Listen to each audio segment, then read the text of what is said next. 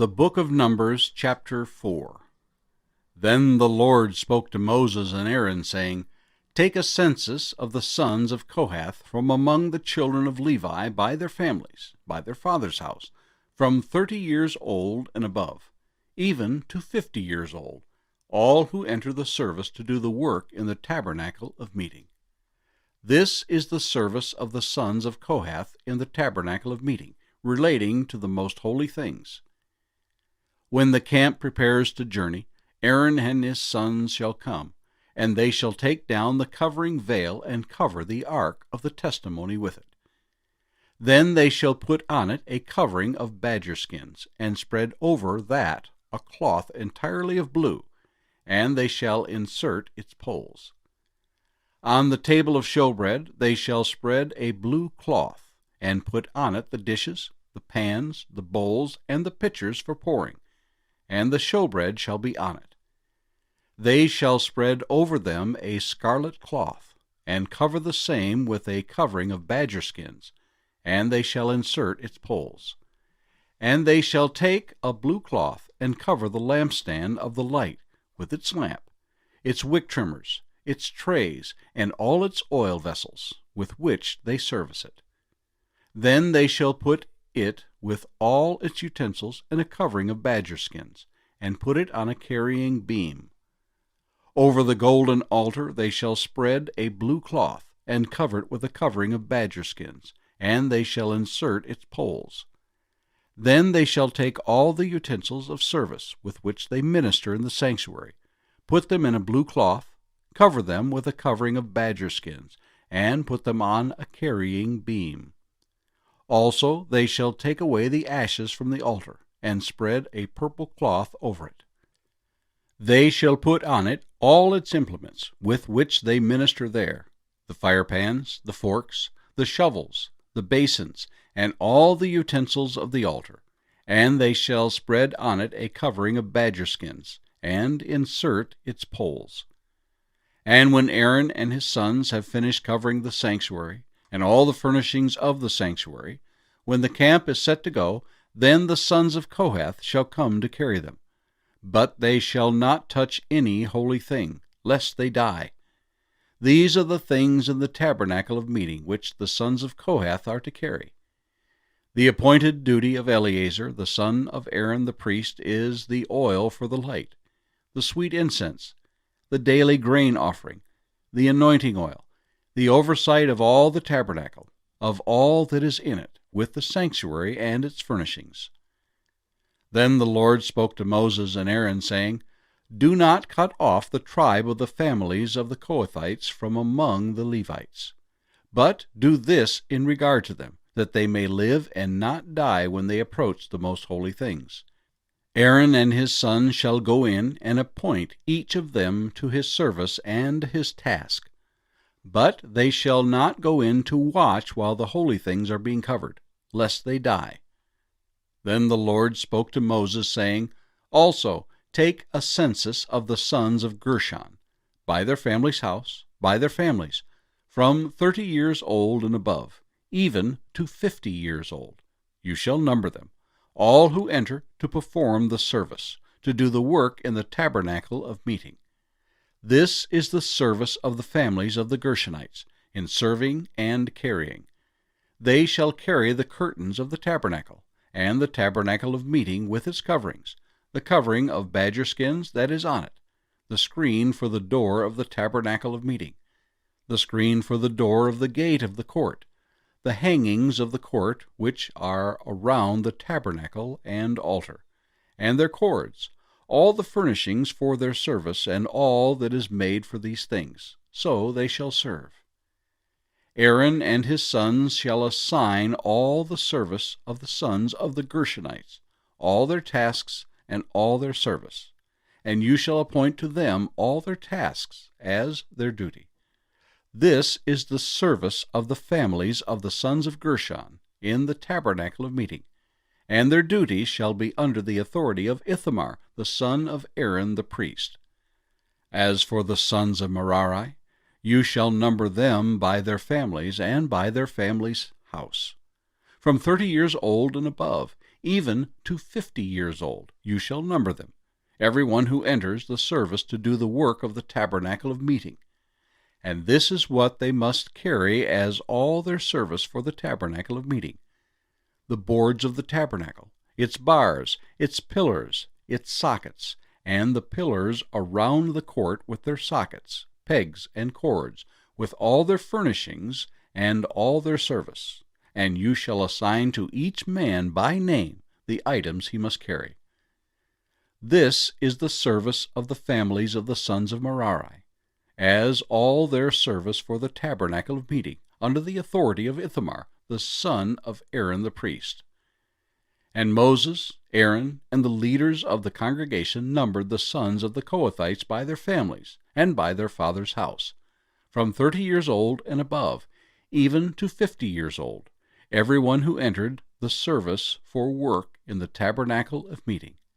And those who were numbered by their families were 2,750. These were the ones who were numbered of the families of the Kohathites, all who might serve in the tabernacle of meeting, whom Moses and Aaron numbered according to the commandment of the Lord by the hand of Moses. And those who were numbered of the sons of Gershon, by their families and by their father's house, from 30 years old and above, even to 50 years old, everyone who entered the service for the work in the tabernacle of meeting. Those who were numbered by their families, by their father's house, were 2,630. These are the ones who were numbered of the families of the sons of Gershon, of all who might serve in the tabernacle of meeting, whom Moses and Aaron numbered according to the commandment of the Lord. Those of the families of the sons of Merari, who were numbered, by their families, by their father's house, from 30 years old and above, even to 50 years old, everyone who entered the service for the work in the tabernacle of meeting. Those who were numbered by their families were 3,200. These are the ones who were numbered of the families of the sons of Merari, whom Moses and Aaron numbered according to the word of the Lord by the hand of Moses. All those who were numbered of the Levites, whom Moses, Aaron, and the leaders of Israel numbered by their families and by their fathers' houses, from 30 years old and above, even to 50 years old, everyone who came to do the work of service and the work of bearing burdens in the tabernacle of meeting. Those who were numbered were 8,580. According to the commandment of the Lord, they were numbered by the hand of Moses, each according to his service, and according to his task. Thus were they numbered by him, as the Lord commanded Moses. The Book of Numbers, chapter 5. And the Lord spoke to Moses, saying, Command the children of Israel that they put out of the camp every leper, every one who has a discharge, and whoever becomes defiled by a corpse. You shall put out both male and female. You shall put them outside the camp, that they may not defile their camps in the midst of which I dwell. And the children of Israel did so, and put them outside the camp, as the Lord spoke to Moses. So the children of Israel did. Then the Lord spoke to Moses, saying, Speak to the children of Israel, when a man or a woman commits any sin that men commit in unfaithfulness against the Lord, and that person is guilty, then he shall confess the sin which he has committed. He shall make restitution for his trespass in full, plus 1/5 of it, and give it to the one he has wronged. But if the man has no relative to whom restitution may be made for the wrong, the restitution for the wrong must go to the Lord for the priest, in addition to the ram of the atonement with which atonement is made for him. Every offering of all the holy things of the children of Israel, which they bring to the priest, shall be his, and every man's holy things shall be his. Whatever any man gives the priest shall be his. And the Lord spoke to Moses, saying, Speak to the children of Israel, and say to them, If any man's wife goes astray and behaves unfaithfully toward him, and a man lies with her carnally, and it is hidden from the eyes of her husband, and it is concealed that she has defiled herself, and there was no witness against her, nor was she caught. If the spirit of jealousy comes upon him, and he becomes jealous of his wife, who has defiled herself, or if the spirit of jealousy comes upon him, and he becomes jealous of his wife, although she has not defiled herself, then the man shall bring his wife to the priest. He shall bring the offering required for her, 1/10 of an ephah of barley meal. He shall pour no oil on it, and put no frankincense on it, because it is a grain offering of jealousy, an offering for remembering, for bringing iniquity to remembrance. And the priest shall bring her near, and set her before the Lord. The priest shall take holy water in an earthen vessel, and take some of the dust that is on the floor of the tabernacle, and put it into the water. Then the priest shall stand the woman before the Lord, uncover the woman's head, and put the offering for remembering in her hands, which is the grain offering of jealousy. And the priest shall have in his hand the bitter water that brings a curse. And the priest shall put her under oath, and say to the woman, If no man has lain with you, and if you have not gone astray to uncleanness while under your husband's authority, be free from this bitter water that brings a curse. But if you have gone astray while under your husband's authority, and if you have defiled yourself, and some man other than your husband has lain with you, then the priest shall put the woman under the oath of the curse, and he shall say to the woman, The Lord make you a curse and an oath among your people, when the Lord makes your thigh rot and your belly swell. And may this water that causes the curse go into your stomach, and make your belly swell and your thigh rot. Then the woman shall say, Amen, so be it. Then the priest shall write these curses in a book, and he shall scrape them off into the bitter water. And he shall make the woman drink the bitter water that brings a curse, and the water that brings the curse shall enter her to become bitter.